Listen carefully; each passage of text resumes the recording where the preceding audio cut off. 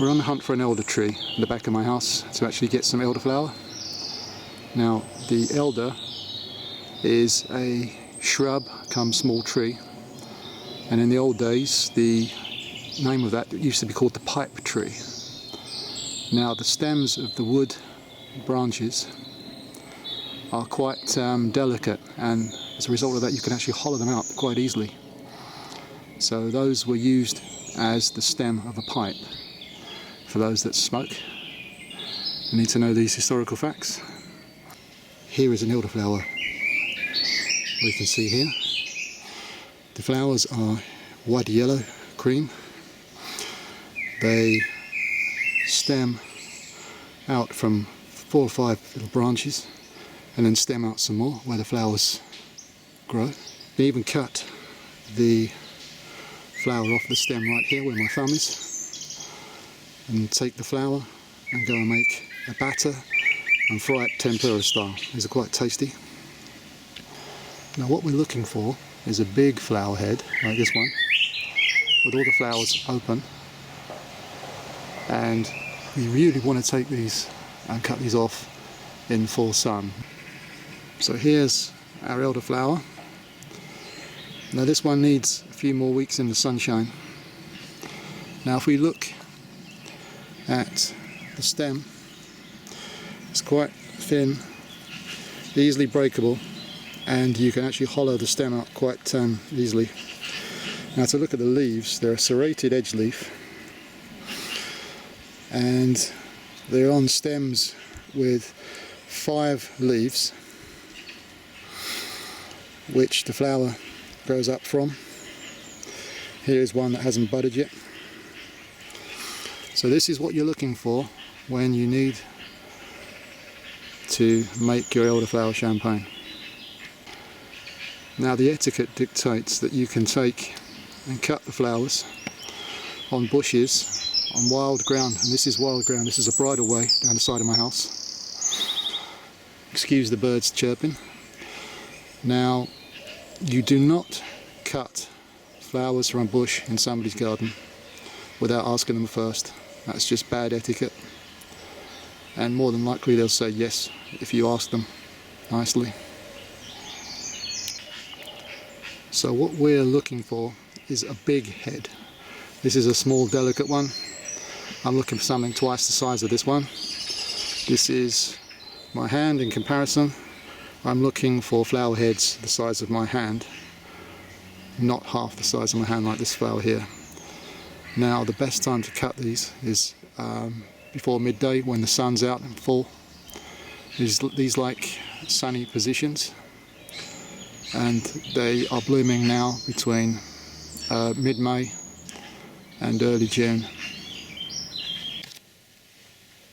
So we're going to make our elderflower champagne. Now, the ingredients we're going to use are 2 kilos of sugar. We're going to use about 12 litres of water. Obviously, we've been out harvesting our elderflowers. I managed to pick about 40 to 50 heads. I'm not going to sit down and count them. I'm going to put them all in when we are finished. And we got 5 lemons. Now, what we're going to do with the lemons, we're going to peel the zest off them with a potato peeler, just in strips like that. If you look at the back, there's no white. The white is the bitter part of the lemon. We don't want that, so we just want to peel the lemon skin off it. And the lemon, if you squeeze the lemon skin, that's quite oily. We want the oil from the lemon to infuse into our elderflower water. And we're going to half the lemons and squeeze the juice out of it, and we're going to use the juice in our elderflower champagne.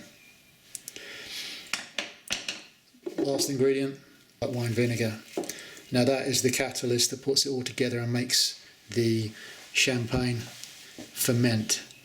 Obviously, you're going to get yeast from the flowers. You don't need brewer's yeast for this. If you've got the decent heads of the elderflower just opened, no bugs and stuff like that, this will actually be fine to ferment your champagne to make it fizzy naturally. what we're going to do, we're just going to boil our 2 kilos of sugar in 2 litres of water in our stock pan. Now this stock pan here holds 14 litres of water if we were going to use it full. We're going to use it about 12 litres. We're going to boil 2 litres in here, which I've already got in here. We're going to tip our caster sugar straight in.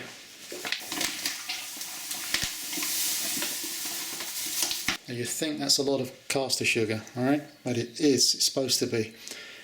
You want to feed the champagne you're making, and the sugar does that. The yeast comes out of the flowers and naturally from the air, which allows the fermentation process to create bubbles. The lemon and the elderflower just adds to the flavour of the water. So let's start boiling this up. Now we bring that to the boil and wait for that to dissolve. Then we're going to top it up with 10 more litres of cold water. So we've taken our peel off our lemons. There's a better one. You don't want any white bits on the back of it. All we're going to do is take our juicer and take our lemon and just squeeze the juice out of the lemon.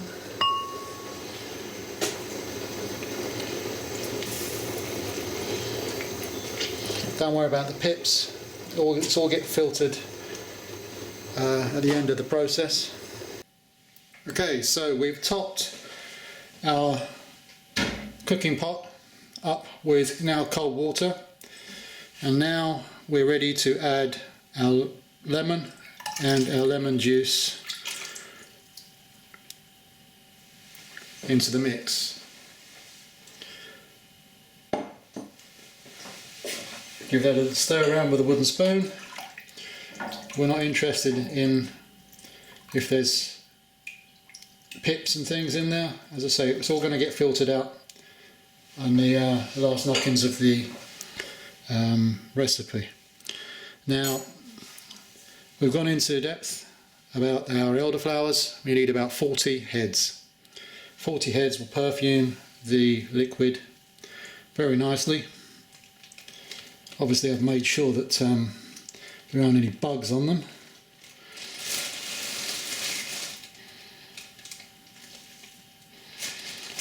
Fresh off the tree this morning.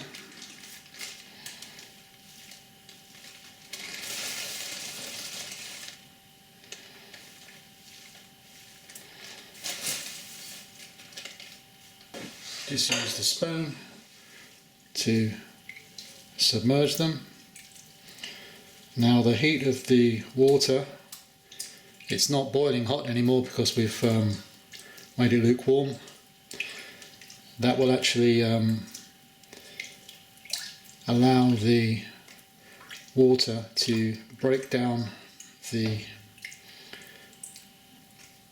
flower, and the petals will start to come off of our stems, and as a result of that the flowers will then infuse into our liquid. Now what we need to do now, and this is quite heavy, you need to put it somewhere that's fairly cool and leave it for 3 to 4 days. And we're going to check on this, and when this starts fermenting, this is the process where we need to keep an eye on things, and the mixture will actually start to turn a little mouldy, and that's what we want. Once we've done that and it's hit that stage, we sieve it all through a sieve and a muslin cloth, and then we're going to bottle it up. And be careful when you're lifting this because it's now quite heavy. And the final part of the recipe, the one that I always seem to forget, is to add 2 teaspoons of white wine vinegar.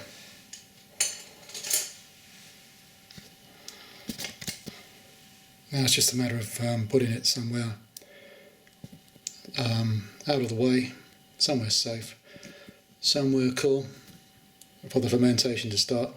And all I'm going to do is just put the lid on it and leave it for a few days for the process to start fermenting. Now I've got 10 bottles of pop here, and what I've got some My Baby sterilising solution. This is good enough for me. This is a 5%, less than 5% disinfectant solution on 2 litres of water. Now these are 1.5 litre bottles. So what I'm going to do, I'm going to use 3/4 of a cup, the lid in fact, of these. So I'm going to put 3/4 of the lid into each bottle. Just pour it in. And then all I'm going to do is fill that bottle up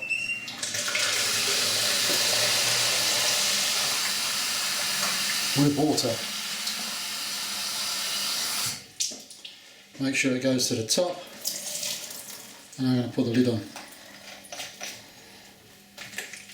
Give that a shake around, and I'm going to leave it. And I'm going to leave that for the instructions